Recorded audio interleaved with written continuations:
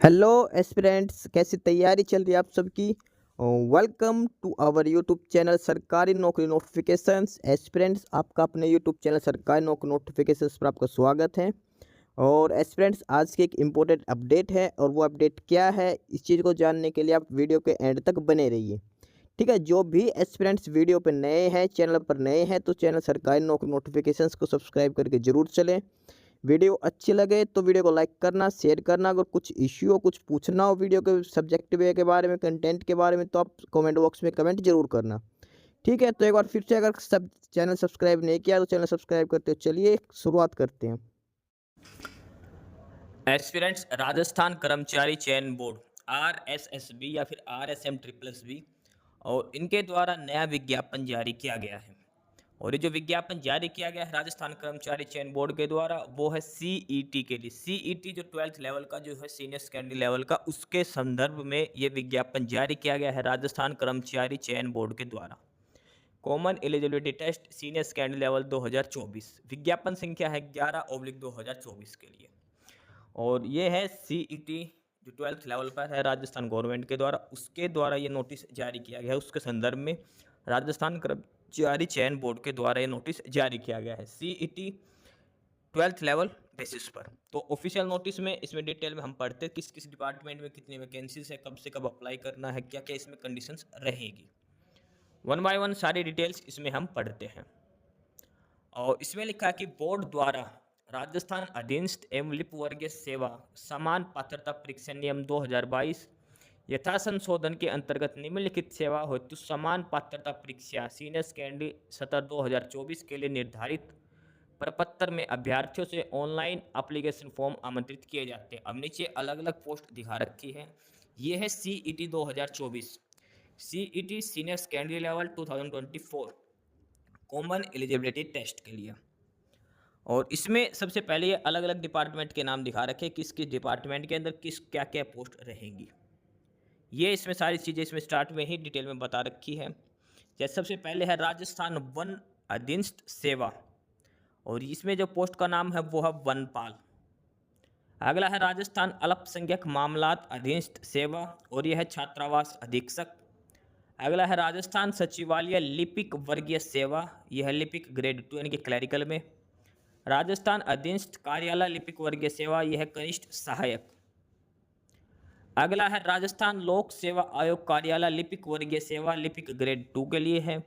राजस्थान आबकारी अधीनस्थ सेवा निवारक शाखा जमादार ग्रेड 2 की। राजस्थान पुलिस अधीनस्थ सेवा कांस्टेबल की पोस्ट है इसके अंदर। राजस्थान पंचायती राज कनिष्ठ सहायक। राजस्थान राज्य कृषि विपणन बोर्ड सेवा, यह है कनिष्ठ सहायक। राजस्थान कृषि उपज मंडी सेवा, ये भी कनिष्ठ सहायक की पोस्ट है। माध्यमिक शिक्षा बोर्ड राजस्थान कर्मचारी सेवा विनियम लिपिक ग्रेड 2। और राजस्थान राज्य प्रदूषण नियंत्रण बोर्ड कर्मचारी सेवा नियम, यह है कनिष्ठ सहायक। कनिष्ठ सहायक का मतलब होता है जूनियर असिस्टेंट की पोस्ट है। ये सारी क्लरिकल लेवल की सारी पोस्टें दिखा रखी हैं।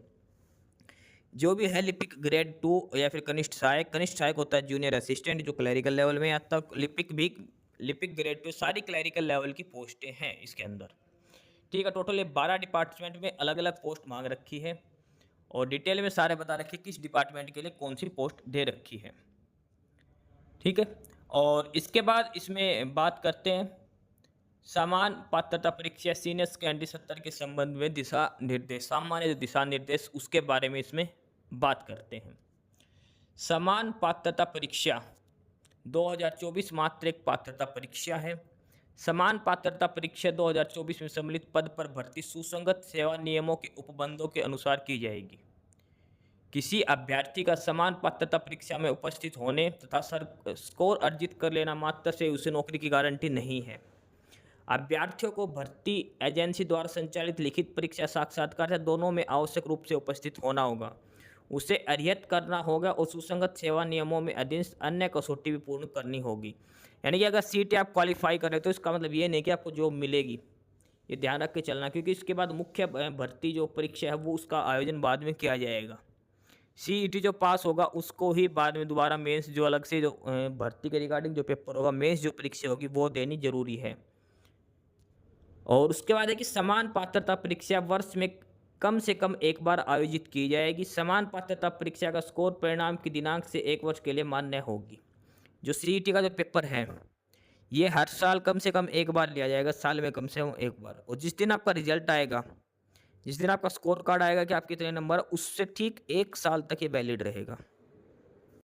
अगला है पॉइंट नंबर 3, बोर्ड द्वारा उन समस्त अभ्यर्थियों के अंक जो समान पात्रता परीक्षा में उपस्थित हुए प्रकाशित किया जाएगा। यानी कि सभी कैंडिडेट्स के जो अभी एग्जाम देंगे उन सभी का स्कोर कार्ड दिखाया जाएगा।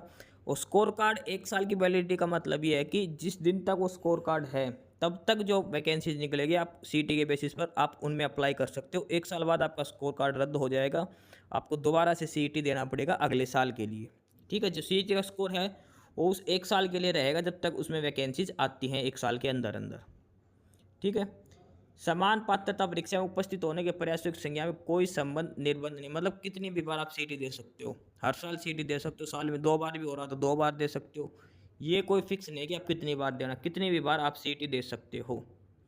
ठीक है, और इसमें ये चीज़ लिख रखी है क्लियरली कि अभ्यर्थियों के पास सीईटी में अपना स्कोर सुधारने के अवसर होंगे। जैसे पिछली बार आपके 100 में से 80 नंबर थे, अब की बार आप सुधार सकते हो, 90 नंबर आ सकते हो, तो वो नया वाला अप्लाई होगा। किसी अभ्यर्थी का सीईटी में सम्मिलित पदों के लिए आने वाली परीक्षा से पूर्व का सर्वोत्तम उपलब्ध स्कोर मान्य होगा।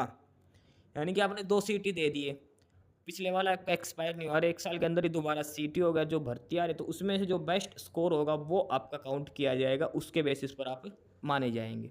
ठीक है, तो आप सीईटी कितनी भी बार दे सकते हो, आपका स्कोर कार्ड रख सकते हो। वो मान्य तभी होगा कि अगर स्कोर की वैधता समाप्त नहीं हुई है तो। जैसे सीईटी इसमें लिख रखा आगे, पूर्व पात्रता परीक्षा जो 2022 में हुई थी उसका स्कोर 1 वर्ष पूर्ण हो जाने के बाद समाप्त हो चुकी है। इससे पहले सीईटी सिर्फ 2022 में हुआ था, तो उसका जो स्कोर कार्ड है उसकी वैधता खत्म हो चुकी है, वो स्कोर कार्ड मान्य नहीं रहेगा। तो इसलिए सभी कैंडिडेट्स को दोबारा अप्लाई करना पड़ेगा, सीईटी दोबारा अप्लाई करना पड़ेगा। जिसने 2022 में दिया था उसका स्कोर कार्ड रद्द हो चुका है, क्योंकि वैलिडिटी 1 साल तक दे रखी थी स्कोर कार्ड की। और उसके बाद इसमें कि जो सीईटी 2024 के कार्मिक विभाग के अधिसूचना 3 अगस्त 2024 द्वारा समान पात्रता परीक्षा में उल्लेख अधीन ओलंपिक सेवाओं की भर्ती सीधी भर्ती को शासित करने वाले किसी भी नियम के अंतर्विष्ट किसी बात के होते हुए भी कोई भी व्यक्ति समान पात्रता परीक्षा में उल्लेखित पदों पर चयन के लिए संचालित लिखित परीक्षा या साक्षात्कार दोनों में उपस्थित होने का पात्र नहीं होगा, यदि वह सीईटी के न्यूनतम 40% अंक प्राप्त करने में विफल रहता है तो। यानी कि अगर आपके सीईटी में कम से कम 40% अंक जो दे रखे अगर वो नहीं है तो आप आगे मेंस के एग्जाम में नहीं बैठ पाओगे, जो भी पोस्टें हैं उसके लिए आप अप्लाई नहीं कर पाओगे। सीईटी में कम से कम 40 नंबर लेने जरूरी हैं। SC ST को 5 साल की छूट दे रखी है, उनको 35% नंबर लेने, बाकी सभी को 40% नंबर लेने जरूरी है सीईटी के अंदर, तभी आप आगे ये पोस्ट प्रीफरेंस वो भर पाओगे, मेंस का एग्जाम दे पाओगे। सीईटी में कम से कम 40% अंक लेने जरूरी है। उसके बाद इसमें डिटेल लिख रखी है जो आपकी एज लिमिट है, एक्सपीरियंस वगैरह अलग अलग पोस्ट के लिए, वो एक अलग बात है। ये फिलहाल सीईटी जो आप सभी भर सकते हो बिना एक्सपीरियंस के, बिना एज लिमिट क्राइटेरिया के। अब बात करते हैं ऑनलाइन अप्लाई कैसे करना है। ऑनलाइन आवेदन की प्रक्रिया की बात करते हैं, ऑनलाइन कैसे अप्लाई करना है सीईटी के लिए। ऑनलाइन अप्लाई करने के लिए राजस्थान के 2 पोर्टल दे रखे हैं, उस पर जाना है। पहला है rsmssb.rajasthan.gov.in, rsmssb.rajasthan.gov.in, या तो इस पोर्टल पर जाना है या फिर जाना है rssb.rajasthan.gov.in। ये 2 पोर्टल देने हैं। पहला है rsmssb.rajasthan.gov.in, इस पोर्टल पर जाके अप्लाई कर सकते हो, या फिर जो सेकंड पोर्टल दे रखा है rssb.rajasthan.gov.in, इस पोर्टल पे जाकर भी आप अप्लाई कर सकते हो। यहाँ पर आपको मिलेगा रिक्रूटमेंट एडवर्टाइज और वहाँ पर ऑनलाइन लिंक करके क्लिक कर सकते हो। ये तो हो गया फर्स्ट स्टेज। सेकंड है आप राजस्थान जो गवर्नमेंट का एक SSO पोर्टल दे रखा है, sso.rajasthan.gov.in, इस पोर्टल पे भी आप लॉगिन करके अप्लाई करके आप 1 टाइम रजिस्ट्रेशन करना है इस पोर्टल पर, SSO पोर्टल पर, और यहाँ से भी आप अप्लाई कर सकते हो सीईटी के लिए। sso.rajasthan.gov.in, राजस्थान का SSO पोर्टल है, यहाँ पे भी आप अप्लाई कर सकते हो। ठीक है, यहाँ पर 1 टाइम आपको रजिस्ट्रेशन करना पड़ेगा। OTR 1 टाइम रजिस्ट्रेशन EKYC होगी, आपका लाइव फोटोग्राफ कैप्चर किया जाएगा, सारी डिटेल्स आपकी फिलअप की जाएंगी। 1 टाइम रजिस्ट्रेशन जरूरी होगा इसके लिए। SSO पोर्टल पर 1 टाइम रजिस्ट्रेशन करना मैंडेटरी रहेगा सभी कैंडिडेट्स के लिए जो पहली बार अपेयर हो रहे हैं। ठीक है, और इसमें है कि बोर्ड द्वारा इस परीक्षा से ओटीआर में अभ्यर्थियों की लाइव फोटो खींचकर दर्ज किए जाने तथा अभ्यर्थियों की स्वयं की हस्तलिपि का नमूना अपलोड कराए जाने का निर्णय लिया गया है। यदि अभ्यर्थी का पूर्व में ओटीआर बना हुआ है तो उसे ओटीआर को अपडेट करना पड़ेगा, यानी कि जिसने पहले भी वन टाइम रजिस्ट्रेशन करना उसको भी दोबारा से अपडेट करना होगा। और अब की बार से वन टाइम रजिस्ट्रेशन में लाइव फ़ोटो कैप्चरिंग की जा रही है और एक हैंड रिटन डिक्लेरेशन भी आपको अपलोड करनी है। ठीक है, लाइव फ़ोटो पर आपका कैप्चर होगी, वन टाइम रजिस्ट्रेशन के पोर्टल पर आपका ऑप्शन दिया होगा और सामने से फ्रंट कैमरा से आपको करना है। KYC आपकी की जाएगी वन टाइम रजिस्ट्रेशन के द्वारा। SSO आईडी आपकी क्रिएट हो जाएगी, आईडी और पासवर्ड आपको रखना है सेव, और उसको अपने विजिबल बॉडी मार्क्स भी भरने जरूरी हैं। ऑनलाइन आवेदक में आपसे पूछे जाएंगे बॉडी मार्क्स, तो आपको विजिबल बॉडी मार्क्स भी भरने जरूरी हैं, जो ऐसे निशान शरीर पर जो दिखाई देते हों। उसके बाद वन टाइम रजिस्ट्रेशन को आप आधार कार्ड से भी सत्यापित कर सकते हो। यदि आधार कार्ड नहीं तो इसमें जो डिटेल्स हैं वो आपको सारी फिलअप करनी पड़ेगी। वन टाइम रजिस्ट्रेशन को अगर आप आधार डिटेल से वेरीफाई करवाते हो तो जो आधार की डिटेल्स वो ऑटोमेटिक सेव हो जाएंगी इसके अंदर, या फिर डिजिलॉकर से भी आप कर सकते हो। ठीक है, और आवेदन करते समय अगर किसी प्रकार की कोई समस्या आती है तो हेल्प डेस्क नंबर है, ये है 0141222124 या फिर 221425। ये कॉन्टैक्ट नंबर दे रखे हैं अगर आपको रिक्रूटमेंट पोर्टल पर कोई भी समस्या आती है अप्लाई करते टाइम। अगर आप दूसरे कॉन्टैक्ट नंबर है 029430575541, ये समस्याओं के लिए अलग अलग हेल्पलाइन नंबर दे रखे हैं जहाँ से आप कॉन्टैक्ट कर सकते हो। ठीक है, बोर्ड की वेबसाइट्स दो दे रखी हैं, rsmssb.rajasthan.gov.in और दूसरी है rssb.rajasthan.gov.in। यहीं पर ही आपको सारी इन्फॉर्मेशन दी जाएगी, यहीं से ही आपको अप्लाई करना है या फिर SSO पोर्टल से आपको अप्लाई करना है। ऑफिशियल वेबसाइट ध्यान रखना, किसी भी दूसरी फेक वेबसाइट के थ्रू आपको अप्लाई नहीं करना है। डायरेक्ट आपको ये वेबसाइट आपको गूगल में सर्च करनी है और वहाँ से ही आपको अप्लाई करना है। ठीक है, उसके बाद इसमें लिखा रखा है स्पोर्ट्स पर्सन के लिए, और इसमें टोटल वैकेंसीज का 2% रिजर्वेशन होगा स्पोर्ट्स पर्सन के लिए। और जो एक्स्ट्रा ऑर्डिनरी स्पोर्ट्स पर्सन जो ESP कैटेगरी के जो कैंडिडेट्स हैं उनको इनमें से किसी भी एक गेम में पार्टिसिपेशन होना चाहिए, ये तो इंटरनेशनल लेवल के या फिर टूर्नामेंट और चैंपियनशिप में। ठीक है, ये स्पोर्ट्स कोटा के लिए जो कैंडिडेट्स होंगे उनके लिए स्पेशल कंडीशंस लिख रखी है, किस किस टूर्नामेंट में कौन सा मेडल जीत रखा हो तब आप एलिजिबल रहेंगे। अब बात करते हैं वन टाइम रजिस्ट्रेशन के लिए जो एप्लीकेशन फ़ीस जो रहेगी उसके लिए। तो वन टाइम रजिस्ट्रेशन के लिए जो जनरल कैटेगरी है और जो क्रीमी लेयर है उनके लिए 600 रुपये रहेगी। राजस्थान के जो नॉन क्रीमी लेयर है OBC EWS SC ST उनको 400 रुपये है। पर्सन विद डिसेबिलिटीज़ के लिए भी 400 रुपये हैं। देखो, राजस्थान के जो OBC SC ST है उनको 400 रुपये दें, लेकिन अदर स्टेट का जो OBC SC ST है वो जनरल में काउंट किया जाएगा, उनको 600 रुपीज़ ही एप्लीकेशन फ़ीस पे करनी पड़ेगी। जो रिजर्वेशन है कैटेगरी वाइज वो सिर्फ और सिर्फ राजस्थान कैंडिडेट्स को ही मिलेगा जो राजस्थान से बिलोंग करते हैं, बाकी सभी को जनरल कैटेगरी के अंदर काउंट किया जाएगा। पूर्व में OTR जमा करवा चुके अभ्यर्थियों को दोबारा शुल्क नहीं दे, जिसने एक बार पहले वन टाइम रजिस्ट्रेशन कर चुके हैं जो बहुत पहले, अब उनको दोबारा से फीस नहीं देनी पड़ेगी, सिर्फ उनको देना जो पहली बार रजिस्ट्रेशन करेंगे इसके लिए। उसके बाद इसमें बता रखा है कि CET के अंतर्गत विभाग के पदों का नाम और विवरण, ये अलग अलग डिपार्टमेंट और ये अलग अलग पोस्टें जो एकदम स्टार्ट में बता चुके हैं। वनपाल सुप्रिटेंडेंट, छात्रावास अधीक्षक, लिपिक ग्रेड 2, जूनियर असिस्टेंट, ये सारी पोस्टें 12 डिपार्टमेंट हैं, 12 कैटेगरी की वैकेंसीज दिखा रखी है, सारी लगभग क्लैरिकल लेवल की पोस्टें दे रखी हैं और इसमें सारी डिटेल्स इसमें 1 बाय 1 करके इसमें बता रखी है। ठीक है, और जो भी डॉक्यूमेंट्स वगैरह जो आप अपलोड करोगे वो आपके नए डेट के हिसाब से होने चाहिए, 2024 के हिसाब से आपके डॉक्यूमेंट्स होने चाहिए, पुराने सर्टिफिकेट्स आपको नहीं लगाने। ठीक है, पुराने सर्टिफिकेट्स आपको नहीं लगाने। बात करते पात्रता और शैक्षणिक योग्यता, तो इसमें जो पात्रता और शैक्षणिक योग्यता है वो मांग रखी है आपके पास 12th क्लास आपके पास होनी चाहिए, सीनियर सेकेंडरी या उसके समतुल्य हो गया, यानी कि जो 12th क्लास पास आउट है वो ही कैंडिडेट्स इसके लिए अप्लाई कर सकते हैं। मिनिमम क्वालिफिकेशन इसमें 12th क्लास है जिसके लिए आप अप्लाई कर सकते हो। उसके अलावा ये SC ST के लिए अलग से रिजर्वेशन का कंडीशन लिख रखे, लेकिन जो मिनिमम एजुकेशन क्वालिफिकेशन वो 12th है और बाकी एज वगैरह में अलग से छूट दे दी जाएगी। एज लिमिट का क्राइटेरिया की बात करते हो तो 1 जनवरी 2025 को कम से कम 18 साल और अधिकतम 40 साल होनी चाहिए। सीईटी जो 2024 है सीनियर सेकेंडरी लेवल का, इसके लिए 1 जनवरी 2025 को कम से कम 18 साल और अधिकतम 40 साल की आयु आपकी होनी चाहिए। और जो छूट दी जाएगी वो मैक्सिमम 3 साल की छूट दी जाएगी भर्ती में, उसके अलावा किसी को नहीं दी जाएगी छूट के लिए। ठीक है। आयु सीमा में छूट का प्रावधान है। सामान्य वर्ग की महिलाओं को अधिकतम 5 साल की छूट, जनरल कैटेगरी से जो फीमेल है उनको 5 साल की छूट दी जाएगी। SC ST कैटेगरी के मेल हैं उनको भी 5 साल की छूट दी जाएगी। SC ST और EWS की फीमेल को 10 साल की छूट दी जाएगी। ठीक है। सभी के लिए अलग अलग क्राइटेरिया लिख रखा एज लिमिट का। ठीक है। वुमेन के लिए अलग है, विडो के लिए अलग कंडीशन है, डाइवोर्सी के लिए अलग कंडीशन, एक्स सर्विसमैन के लिए अलग कंडीशन है। वैसे जो नॉर्मल एज है वो 40 साल दे रखी है।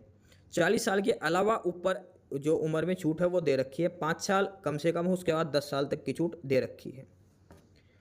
अब बात करते हैं रजिस्ट्रेशन कब से कब करना है। आपको रजिस्ट्रेशन करना 2 सितंबर से लेकर 1 अक्टूबर तक, 2 सितंबर से लेकर 1 अक्टूबर तक आपको रजिस्ट्रेशन करना है राजस्थान के इस CET के लिए। 2 सितंबर से ऑनलाइन रजिस्ट्रेशन स्टार्ट हो जाएंगे और 1 अक्टूबर तक आपको वन टाइम रजिस्ट्रेशन करना है। आपको CET के लिए अप्लाई करना है, CET सीनियर सेकेंडरी लेवल। 2 सितंबर से लेकर 1 अक्टूबर रात 12 बजे तक आप अप्लाई कर सकते हो। ऑफिशियल जो बोर्ड की वेबसाइट है वहाँ से ही आपको करना है। अब बात करते हैं एग्ज़ाम कब होगा, CET का एग्ज़ाम कब होगा इसके बारे में। तो CET का एग्ज़ाम होगा 23 अक्टूबर से लेकर 26 अक्टूबर के बीच में होगा, यानी कि अक्टूबर लास्ट डेट है 1 अक्टूबर फॉर्म अप्लाई करने की। उसके 20 दिन बाद ही आपका CET ले लिया जाएगा। 23 अक्टूबर से लेकर 26 अक्टूबर तक आपका पेपर ले लिया जाएगा 4 दिन के अंदर अंदर। पेपर अलग अलग शिफ्टों में होगा, इसलिए उसमें नॉर्मलाइजेशन भी किया जाएगा। अलग अलग शिफ्टों में पेपर होगा, एक से अधिक शिफ्टों में, क्योंकि कैंडिडेट ज़्यादा हो जाते हैं तो उस कंडीशन में नॉर्मलाइजेशन भी किया जाएगा। पेपर होगा 23 अक्टूबर से 26 अक्टूबर तक। फॉर्म भरे जाएंगे 2 सितंबर से 1 अक्टूबर तक। 1 अक्टूबर के तक फॉर्म भरे जाएंगे, 23 अक्टूबर से पेपर शुरू हो जाएगा। 23, 24, 25, 26 अक्टूबर 4 दिन ये CET का पेपर लिया जाएगा। एडमिट कार्ड आपको आ जाएंगे, आपको मेल के थ्रू बता दिया जाएगा या फिर आपके व्हाट्सएप मोबाइल नंबर पर भी भेजे जा सकते हैं। आपको अपने जो लॉगिन डाटा जो करना, रजिस्ट्रेशन ID और पासवर्ड, वहाँ से आपको एडमिट कार्ड डाउनलोड कर लेना है। ठीक है। बाकी सारी बेसिक डिटेल्स इसमें बता रखी है, कौन कौन सी कंडीशंस आपको ध्यान रखनी है, ऑनलाइन अप्लाई करते टाइम कौन सी गलती नहीं करनी। सारी डिटेल्स जो आपको मिलेगी वो मिलेगी इनकी ऑफिशियल वेबसाइट जो बोर्ड की rsmssb.rajasthan.gov.in जो बोर्ड की ऑफिशियल साइट है, यहाँ पर आपको मिलेगी सारी डिटेल्स। इसके अलावा ठीक है, उसके अलावा डॉक्यूमेंट्स जो अपलोड करने वो आपको सारे दिखा रखे, फ़ोटो, साइन वगैरह, सिग्नेचर वगैरह, हैंड रिटन डिक्लेरेशन, सारी चीज़ें आपको करनी है। और उसके बाद इसमें आंसर की का प्रोविजन विद रखा, आंसर किया जाएगा। आपको 100 रुपीज़ फीस रहेगी रॉन्ग आंसर पर, अगर आपको क्वेरी लगाना चाहते हो तो इसके लिए। ठीक है। बाकी सारी बेसिक डिटेल्स दिए रखी है। एक चीज़ और लिख रखी है कि बोर्ड द्वारा ऑनलाइन आवेदन की अंतिम तिथि के 7 दिन में संशोधन का अवसर प्रदान नहीं करने समस्त अभ्यर्थियों को परीक्षा आयोजन के पश्चात ही ऑनलाइन आवेदन में संशोधन का अवसर दिया जाएगा। यानी कि जिसने फॉर्म भर दिया कुछ गलती हो गई तो रह गई, लेकिन जब पेपर हो लेगा आपका उसके बाद ही आप अपने डाटा करेक्शन का ऑप्शन दोबारा से दिया जाएगा, उससे पहले डाटा करेक्शन का ऑप्शन नहीं दिया जाएगा। ठीक है। ये बाकी सारी डिटेल्स इसके अंदर बेसिक इन्फॉर्मेशन लिख रखी है। अब बात करते हैं जो CET का पेपर, उसमें क्या क्या पूछा जाएगा। तो CET का पेपर में 150 क्वेश्चन आएंगे, 300 नंबर का पेपर होगा, 3 घंटे का आपको समय दिया जाएगा, यानी कि 80 मिनट में 150 क्वेश्चन करने, 180 मिनट्स का आपको टाइम दिया जाएगा। 150 क्वेश्चन आपको करने और हर क्वेश्चन 2 नंबर का होगा। टोटल 300 नंबर का आपका पेपर होगा और पेपर में कोई भी नेगेटिव मार्किंग नहीं रहेगी। सभी जो पर्सन होंगे वो 12th लेवल के सीनियर सेकेंडरी लेवल के पेपर होंगे। पेपर में क्या क्या पूछा जाएगा, राजस्थान की हिस्ट्री, आर्ट, ज्योग्राफी वगैरह। ठीक है। विरासत, भारत के और राजस्थान का भूगोल, राजस्थान की जो भी राजनीतिक व्यवस्था, everyday science, reasoning, Hindi, English, computer, ये सारी चीज़ें आपसे पूछी जाएंगी। ठीक है। यानी कि इसके अंदर राजस्थान जीके भी पूछी जाएगी नेशनल जीके के अलावा, प्लस में मैथमेटिक्स, रीजनिंग, हिंदी, इंग्लिश, सारे सब्जेक्ट्स आपके पूछे जाएंगे। 150 क्वेश्चन पूछे जाएंगे, 300 नंबर का आपका पेपर रहेगा।